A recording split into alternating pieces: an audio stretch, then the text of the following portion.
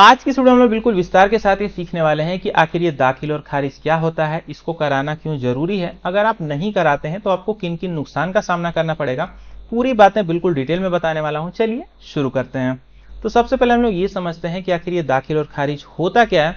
तो दोस्तों, दाखिल और खारिज जमीन की रजिस्ट्री की बाद की प्रक्रिया है और इसको कराना बहुत ही जरूरी है, क्योंकि इसको कराने के बाद ही आप जिस भी प्लॉट की रजिस्ट्री कराए हैं उसके आप पूर्ण रूप से मालिक बन पाते हैं। दाखिल और खारिज का जो शाब्दिक अर्थ है, पहले आप इसको समझिए, आपको और भी अच्छे से समझ में आएगा। दोस्तों, खारिज का अर्थ ये होता है कि हटा देना और दाखिल का अर्थ ये होता है कि अंकित करना या फिर चढ़ा देना।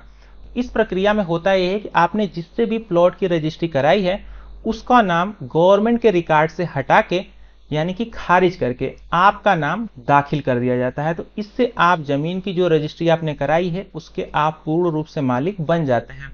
अब सबसे बड़ी बात यहाँ पे ये है कि आप अपने दाखिल और खारिज की जो प्रक्रिया है वो कितने दिन बाद करा सकते हैं। तो जमीन की रजिस्ट्री होने के 35 दिन के बाद आप अपने जमीन का खारिज और दाखिल करा सकते हैं। इसको जरूर से आपको करा लेना है। अभी मैं थोड़ा सा ये समझाता हूं आपको, अगर आप इस प्रक्रिया को नहीं कराते हैं तो आपको किन किन नुकसान का सामना करना पड़ेगा।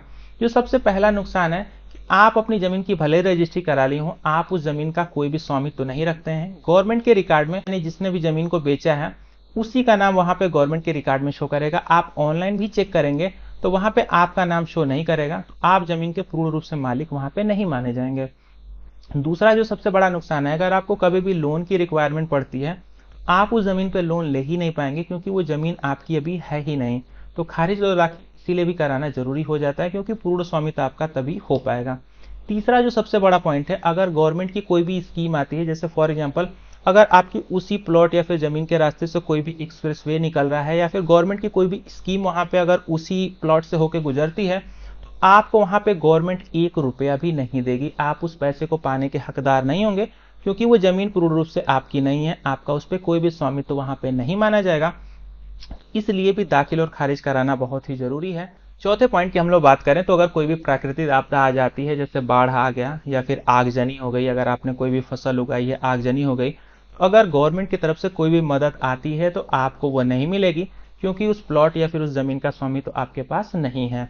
तो दोस्तों, यही था टोटल सिनेरियो आपके खारिज और दाखिल का। उम्मीद करता हूं आपको एक कॉन्सेप्ट पूरा समझ में आ गया होगा कि आखिर दाखिल और खारिज क्या होता है और इसको कराना क्यों जरूरी है। अगर आपके मन में अभी कोई डाउट आ रहा होगा, कमेंट करके आप मुझसे पूछ सकते हैं। वीडियो पसंद आई हो तो लाइक कर दीजिएगा। मिलता हूं अगले वीडियो में, तब तक के लिए बाय बाय।